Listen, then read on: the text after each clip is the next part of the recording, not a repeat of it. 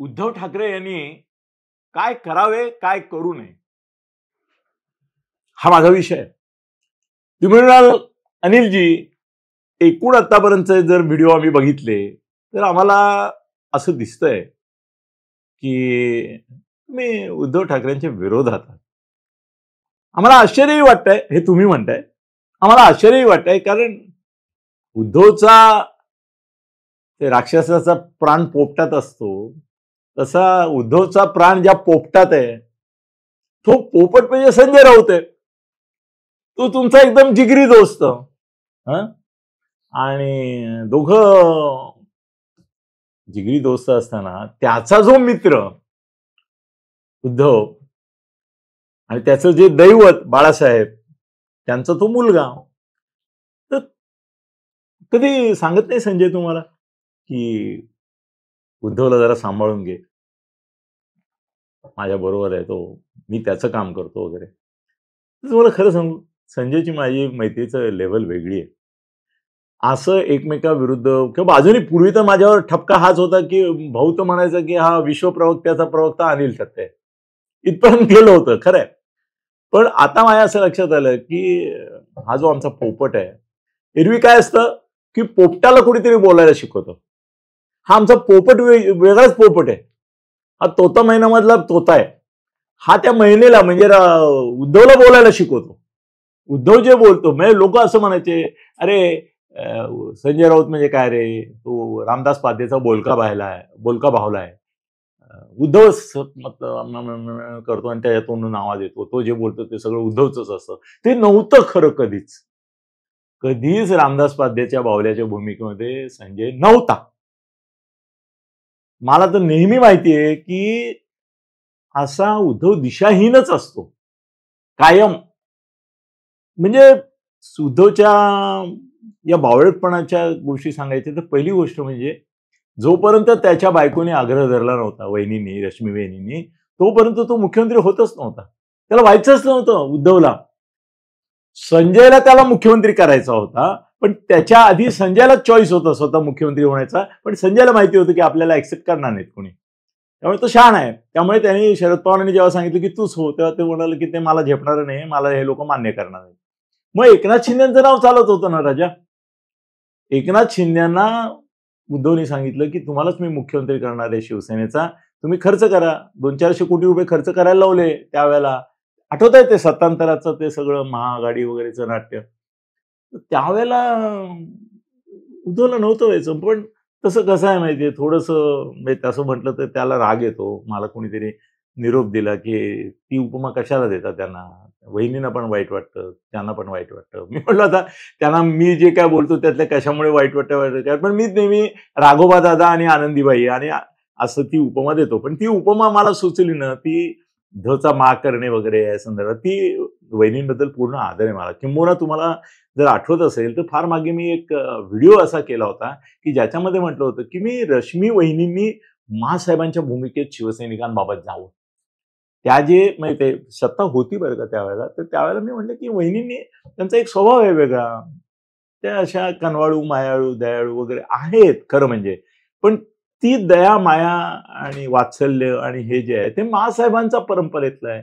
तर त्यांनी तसं वागावं आणि शिवसैनिकांची वागावं. पण झालं उलटच, ते ऑफिसर आणि ते सगळे सत्तेच्या भोवती येणारे दलाल आणि मग त्यांची मॅनेजमेंट आणि मग त्यांचे टेंडर्स आणि त्यांच्याच गोतावळा सगळ्या नातेवाईकांचा बरोबर घेऊन वगैरे करणं, आणि उद्धवला बाजूला ठेवून अधिकाऱ्यांना बोलवण्यापासून ते नेमणुकांपर्यंत सगळं करायला लागले. तेव्हा मी एकदा थोडंसं चिडून म्हटलं की हे काय आनंदीबाईचं राज्य आहे, असं मी म्हटलं होतं त्यावेळेला. आणि उद्धवही त्यावेळेला थोडासा एक विकलांगच अवस्थेमध्ये होता बिचारा.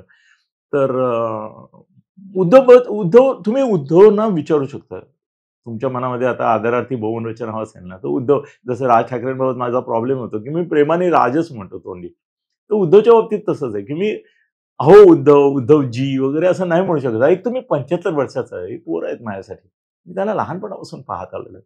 पण समजा आता त्यांच्याबद्दल आदरार्थी बहुवचन बोलायचं ना, तर मग मी उद्धव ठाकरे असं पूर्ण म्हणतो. कारण उद्धव ठाकरे म्हटलं की आदरार्थी बहुवचन वापरता येतं. तर कसं आहे ना की उद्धव ठाकरेंना सुद्धा तुम्ही विचारा, ते पण सांगतील की जवळजवळ असेच 3-4 वर्ष, ज्या वेळेला राजच्याही जवळ होतो त्यावेळेला त्याच्याही खूप जवळ होतो.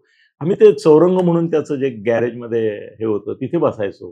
बाळासाहेबांचे माझे मतभेद झाले होते काही एकदम अगदी तीव्र टोकाचे. त्यावेळेला मी उद्धवच्या जवळ नेहमी बसायचो, बोलायचो. इव्हन माझं जे पत्र बाळासाहेबांना एक मी पाठवलं होतं, की आपल्यामधले गैरसमज असे असे आहेत, त्याच्या संदर्भातली ही पार्श्वभूमी आहे. तुम्ही काय म्हणालात, मी काय म्हणालो, असं एक मोठं सविस्तर पत्र. तर तो म्हणाला, की "मी वाचू का?" वाचलं. तरी वाचलं. तो हात असा मारला माझ्या ह्याच्या हातावर. म्हणाला, "एक गोष्ट आहे," म्हणाला, "शब्द प्रभू हा शब्द आता महाराष्ट्रामध्ये तुम्हालाच लागू पडेल." काय पत्र लिहिलंय तुम्ही? बाळासाहेब विरघळतीलच हे पत्र वाचून. मी म्हटलं, "असं नाही, त्यांनी विरघळावं वगैरे वगैरे नाही म्हणून, पण I just have father figure आहेत ते माझे, तर त्यांच्यापासून दुरावा मला नाही आवडत आहे." "नाही नाही," म्हणे, "मी करतो, बोलतो त्यांच्याशी." आणि मग थोडं बोलल्यानंतर उद्धवने मला सांगितलं, की "एक काम करा, की जयंत साळगावकर, गवा बेहरे, आणखीन एक कोणीतरी व्यक्ती होती माझ्याबरोबर मला वाटतं, यांना घेऊन या तुम्ही, म्हणजे मग हे होईल." आणि मग त्याप्रमाणे बाळासाहेबांना भेटलो, हे झालं वगैरे. पण खूप वेळा बसायचो, गप्पा मारायचो. त्यावेळेला उद्धव वेगळा होता हो, वेगळा होता आणि तो कलासक्त होता. तो कलासक्त होता. पण त्यावेळेला त्याच्या मनात राजकारणाचे एवढे डावपेच वगैरे नव्हते. हे पुढे हळू त्याच्या डोक्यात भरवलं गेलं, की नाही, बाळासाहेबांचा वारस तूच झाला पाहिजे. आणि हळूहळू तो राजची ईर्ष्या करायला लागला, त्याचा द्वेष करायला लागला, त्याचा मत्सर करायला लागला. काय होतं राजमध्ये एक तेजस्वीपणा, एक भाषणाची शैली, लकब आणि असं ते बाळासाहेबांच्या स्टाईलने बोलणं, उभं राहणं, बॉडी लँग्वेज, फेशियल एक्सप्रेशन्स, इतकी की लोकांना बाळासाहेबांचाच अवतार वाटायला लागला तो. हो. आणि त्याच्याबद्दल असं एक लाटा उठतात हो. वेव्हज, वेव्हज काय? प्रेमाची, आदराची, कौतुकाची craze, craze, craze. That is the problem. उद्धवला तशी क्रेझ निर्माण करता येत नव्हती. त्यामुळे तो कायम असा थोडासा सबड्यूड राहायचा. आणि त्याची खंत होती, की राज बाजी मारून जातो. राजच्या सभेमध्ये भाषण करायचं दोघांनी, म्हणजे राज अशी बाजी मारून जायचा, की उद्धव नर्व्हसच व्हायचा. गंमत अशी, की त्याचं आयुष्य असं सांगितलं, काही विधानं करणं योग्य आहे की नाही अयोग्य मला कळत नाही. पण उद्धवच्या आयुष्याचा जो आधीचा भाग आहे ना, म्हणजे तो शिवसेना बाळासाहेब जाईपर्यंतचा म्हणूया का आपण? हां, बाळासाहेब जाईपर्यंतचा हा जो भाग आहे ना, तो संपूर्ण राजला भिण्यात गेला हो. मोठं स्टेटमेंट करतो. तो राजला खूप घाबरायचा. इव्हन स्मिता ठाकरेला सुद्धा घाबरायचा. हे तर वेगळाच माझा गौप्यस्फोट आहे. स्मिता ठाकरेला खूप घाबरायचं. आणि मनोहर जोशी आता बिचारे नाही येत, नाही तर मी त्यांची साक्ष काढली असती, की मनोहर जोशींच्या खांद्यावर डोकं टेकून उद्धव रडलेला आहे. उद्धव रडलेला आहे. त्याला असं वाटायचं, की बाळासाहेब आपल्याला जे स्थान द्यायला पाहिजे युवराज म्हणून ते देत नाहीत. आपल्याला दुय्यम मानतात. आपल्याला महत्त्व देत नाहीत. अशी एक त्याची खंत होती. नंतर मग एक गोष्ट कबूल आहे, की वहिनीने त्याला तो आत्मविश्वास दिला, की नाही, you are somebody, you can do anything. तुमच्या हातात आता सेना आहे, तुमच्या हातात आहे वगैरे, वगैरे. तो नंतरचा भाग आहे. पण आज ज्यावेळेला मी विषय घेतो, त्यावेळेला मला असं वाटतं, की उद्धव ठाकरेंनी काय करायला हवं किंवा काय करायला नको. तर पहिली गोष्ट मला असं वाटतं, की उद्धव ठाकरे यांनी त्यांची वागण्याची पद्धत बदलली पाहिजे. लोकं नाराज आहेत त्यांच्यावर. फार आता उन्माद गेला त्यांचा, उर्मटपणा जरा कमी झाला, उद्धटपणा जरा कमी झाला आणि आता सत्ता गेल्यामुळे पिसं झडलेल्या पक्षासारखी थोडीशी अवस्था झालेली आहे त्यांची. आता पंख नाहीत ना सत्तेचे. अरे सत्तेचं पंख म्हणजे काय वेगळी गोष्ट असते बाबा. तर ते पंख नाहीयेत आता. तर त्यामुळे उडता येत नाहीये त्यांना. चालू शकतात, पण पक्षी काही चालणारा नसतो ना, त्याने उडायचंच असतं. पण आता सत्ता नाही तर ते, आणि आधी काय झालं माहितीये, की कधी नसलेले ते पंख सत्तेचे आल्यामुळे चिमणीला एकदम गरुड असल्यासारखा भास व्हायला लागला. लोकही कौतुक करताना, पोवाडे गाताना, त्यांना चढवताना, आणि काय ना, अहंकारी माणसं जी असतात आणि हे असतात पुढे ती काय म्हणतात स्वकेंद्रित होतात आणि स्वतःच्या बाहेर पाहत नाहीत. त्यावेळेला त्यांना भाट लागतात, शाहीर लागतात, स्तुतीपाठक लागतात आणि ते त्यांना बिघडवतात. ते त्यांना बिघडवतात. तर त्यामुळे उद्धव ठाकरेंना बिघडवणारे कोण आहेत हो? त्यांच्याच भोवतीचे लोक आहेत. मी संजयला नाही म्हणत आहे. संजय त्याच्याशी स्पष्टपणे बोलायचा, की हे चुकतं, हे बरोबर आहे सांगायचा. मिलिंद नार्वेकरला मी त्याचा भाट म्हणू शकतो. मिलिंद त्याला जे हवं तेच बोलायचं. अंदाज घ्यायचा. मिलिंद हुशार आहे. आता तो आमदार झालाय, उद्या आला सत्ता तर मंत्री होईल, याच्यात काही शंका नाही. पण मिलिंद हुशार आहे आणि मिलिंद काय करतो, की त्याला काय जे हवं तेच बोलतो. पण त्याच्यामुळे असं झालंय, की उद्धव आणि विश्वासार्ह नाही हो. ते राज ठाकरे म्हणाले ते खरं आहे, की महाराष्ट्रामध्ये सर्वात अविश्वासू, हे ज्याच्यावर विश्वास ठेवताच येत नाही, त्याच्यात नंबर 1 उद्धव आहे. माझं थोडं ठाकरेंची मतभेद असे आहेत, की नंबर 1 तुमचे शरद पवार आहेत आणि हे सार्वमत आहे.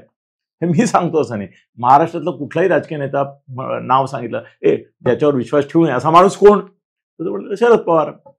पण उद्धव देखील शब्द पाळत नाही. आणि दुसरं असं झालं, की सगळे भ्रष्टाचारी गोळा केले त्यांनी स्वतःभोवती. आणि पैशाची काय ना चटक आहे ना, ती फार वाईट बाबा. खरं म्हणजे जो उद्धव मी पाहिला होता ना, तशा पैशाच्या याच्यामध्ये ऐशो आराम, शाही शौकीन वगैरे असं म्हणजे पैशाच्या मागे लागलेला नव्हता. पण नंतर पैसे हेच त्याचं ध्येय झालं. तो कशा करता हे विचार सुटला. म्हणजे पैसे घ्या तुम्ही, सगळे पैसे खातात, मला माहिती. कसे, कोण, कुठे, किती, कसे खातात ते सगळं माहिती आहे मला. कोण खात नाही असं नाही, असं जनरल विधान करू शकतो, अपवाद हा शब्द वापरून बचाव करू शकतो. पण उद्धवला पैसे पैसे पैसे, पण ते कशा करता? तू नेता आहेस ना, तर मग तू समाजाकरता, समाज नाही निदान संघटनेकरता.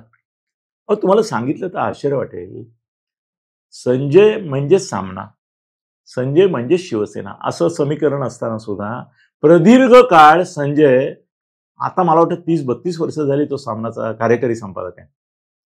तरी देखील संजयचा पगार जवळजवळ पहिली 25 वर्ष फक्त 25,000 होता. हा कद्रूपणा, हा ठाकरी कद्रूपणा. ते राजमध्ये नाही येतो, राजेच एक्सेप्शन. पण उद्धव 25 काय निवडणुकीमध्ये वगैरे सुद्धा परस्पर हलवायच्या घडावर तुळशीपत्र ठेवण्याचा स्वभाव आहे. तर मी आता काय करू नये हे सांगतोय, तर त्याच्यामध्ये एक म्हणजे आता जे काय आहे ना तुमच्याकडे हजारो करोड रुपये, ते आता कुठे कुठे इन्व्हेस्ट केलेत हे सगळ्या जगाला माहिती आहे. अगदी लंडन पासून सगळ्या सगळ्या गोष्टी, आता तुमचेच एकनाथ शिंदे फुटले आणि तुम्ही ज्यांच्याकडून पैसे घेतले ते समोर येतात ना. आता एकनाथ शिंदेबरोबर जे मंत्री आहेत, लोक आहेत, हे आहेत, ते सगळ्यांकडून तुम्ही पैसे घेतलेत. त्यांनी कुणी दिले ते एकनाथ शिंदेने एकदा बसून टोटल मारलेली आहे. एकूण उद्धव ठाकरेंना कुणी किती दिले, त्यांनी पण दिलेत. त्यामुळे आता ना पक्षाकरता खर्च करा, कद्रुगिरी बंद करा. त्यावेळेला निवडणुकीमध्ये तुम्ही द्या ना, 5-5 कोटी देऊ शकता तुम्ही. निदान तुमच्या उमेदवारांना द्या, दुसऱ्या नाही. दुसरी गोष्ट अशी की कार्यकर्त्यांना सांगायचं, तुमच्या सगळ्या शाखा आता या पत्ते खेळायच्या नाही तर याच्या अड्डे झालेले आहेत. पूर्वी शाखा कशा व्हायब्रंट होत्या. मला आठवत आहे ना राजा, की शाखा ही एक प्रति सरकार किंवा प्रति गावातली महापालिका किंवा नगरपालिका किंवा ग्रामपंचायत होती. लोक दुःख घेऊन येत होते, अडचणी घेऊन होते, समस्या. तुम्ही नुसत्या शाखा जरी व्हायब्रंट केल्या ना, तरी महाराष्ट्रामध्ये शिवसेनेला पालवी फुटेल. सगळ्या शाखा डेड झाल्यानंतर त्याचं तुम्हाला काही वाटत नाही, कारण संघटनेत तुमचं लक्षच नाहीये. कोण पदाधिकारी कुठे काय करतायत, काय खातायत, काय पितायत, कसे वागतायत, लोकांशी कसे वागतायत, लोकांच्या समस्यांबाबत तिकडे तिकडे आता शिवसेनेचे जे नेते आहेत, कार्यकर्ते आहेत, त्यांना तुमचाच आदर्श ठेवल्यामुळे दलालीशिवाय काही सुचत नाही. आहेत अपवाद, पण दलालीशिवाय सुचत नाही. त्याचा परिणाम असा झालाय की दलालांची सेना आहे असं तऱ्हेचं एक इम्प्रेशन निर्माण होत आहे, की कशालाही पैसेच मागणार. खंडण्या, पैसे मागणं, हे ते खूप झालं हो. तुम्ही त्याला आवर घातला पाहिजे. ही बदनाम करतात मग अशी माणसं तुम्हाला. ठीक आहे, पक्षाकरता तुम्ही घेता, सगळेच घेतात, त्यामुळे मी त्याबाबत काही बोलत नाही. पण शेवटी लोकांच्या डोळ्यात येतच ना, तुम्ही कुठे होतात, कुठे आलात. जसं स्कूटरवरून नगरसेवक ह्याच्यामध्ये आला, की फॉर्च्युनरमध्ये, की लोकांना कळतं ना हा फॉर्च्युनरमध्ये कसा आला. तसंच आहे ते. पण व्हॉट एव्हर इट इज, माझं म्हणणं असं आहे की एक तर लोकांचं वागणं बदला, आणि दुसरी गोष्ट ना, तुम्ही लोकांना तोडता. तुम्ही मोठमोठ्या लोकांचे फोन घेत नाही, फडणवीसचा फोन घेत नाहीत, शरद पवारांचा फोन घेत नाही, हे घेत नाही, हे काय लक्षण आहे? आणि तुम्ही कोणाचे फोन घेता, कसे घेता ते माहिती आहे. बरं तुम्ही किती मत्सर करता हो? दिघे साहेबांचा किती मत्सर केलात तुम्ही?